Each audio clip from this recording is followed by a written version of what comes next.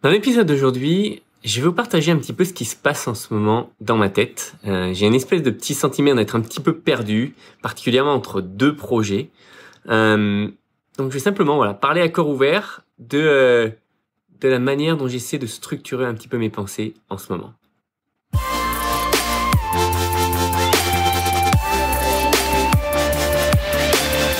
Bonjour à tous. Alors, si vous me suivez depuis un certain temps, vous devez savoir donc que je suis le fondateur de My City of Friends, une startup qui accompagne les fondateurs non techniques à construire une startup.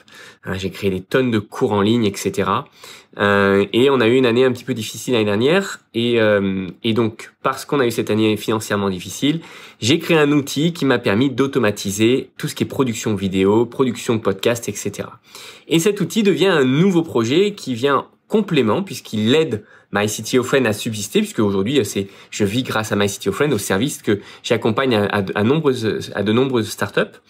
Et en même temps, ce nouvel outil-là devient une espèce de petite passion, un truc qui me parle beaucoup, parce que je retrouve vraiment toutes les difficultés que j'ai depuis des années à pousser mes channels YouTube, etc. Et au fait, à ce qui m'a réellement manqué pour que ça fonctionne plus rapidement. Et en fait, la seule chose qui manque, c'est la pratique. La seule chose qui manque, c'est être capable de poser du contenu rapidement sur les réseaux, etc. et ne pas perdre son temps dans la technique.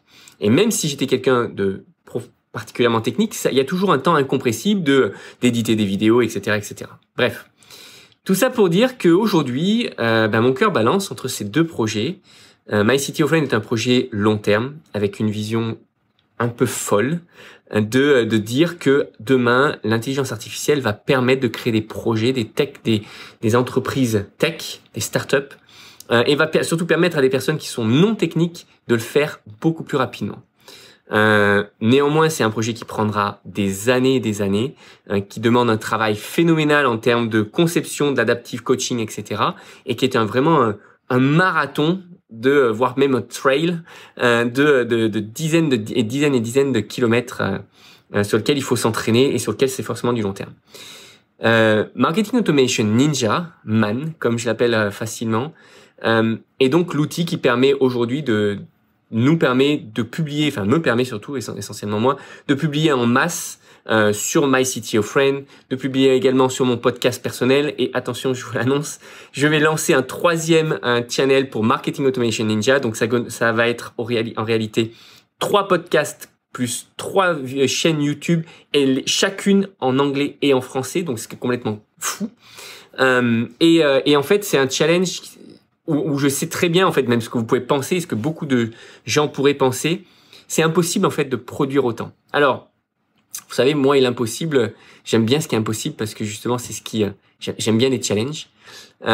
J'ai rencontré John Dumas il y a quelques années à Londres, et quand il a lancé son podcast quotidien, tout le monde lui a dit mais c'est complètement fou, t'arriveras jamais à tenir la longueur, tu vas perdre de l'énergie, tu vas perdre en efficacité, etc.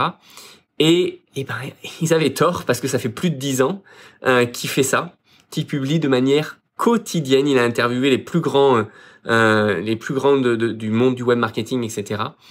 Et il continue de le faire de manière extrêmement efficace, et il le fait en 3 jours par mois. Tenez-vous bien, puisqu'il batch tout sur ces journées-là. Et en fait, moi, ma baguette magique, c'est la productivité.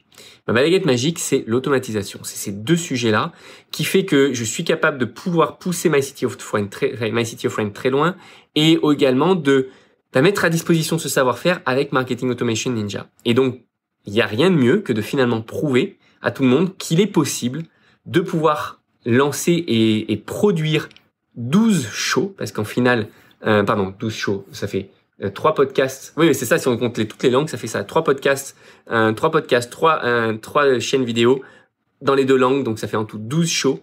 Je suis capable de le faire en moins d'une journée par semaine. Et du coup, derrière, ça va ramener évidemment un trafic. Et on verra, peu importe où mon cœur balance, le trafic me dira où aller et sur quoi mettre ma priorité. Donc voilà, quelle était un petit peu ma réflexion du jour. En même temps que je vous parle, j'ai l'impression de structurer mes pensées, de structurer mes priorités, et je me dis que ça a du sens. Je me dis que c'est challenging, mais en fait, j'ai envie d'y aller et ça me plaît beaucoup. Et dans tous les cas, le fait de le faire tous les jours, le fait de me tenir à cette discipline, etc., eh ben, ça me permet en même temps d'être beaucoup plus proche des personnes qui m'écoutent, de vous, parce que je suis en même temps en train d'apprendre, je partage en même temps que je suis en train d'apprendre. Et c'est beaucoup plus efficace, à mon avis, que quelqu'un qui essaie d'enseigner quelque chose qu'il a appris il y a 20 ans.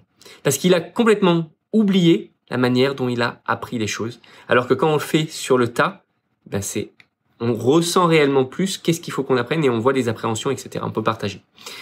Voilà. Allez, sur ce, j'espère que ça pourra vous aider. Je sais pas, d'une manière ou d'une autre. En tout cas, j'espère que ces mots vous parleront. Je vous dis à très vite dans le prochain épisode. J'ai encore plein d'autres idées à vous partager. À très vite.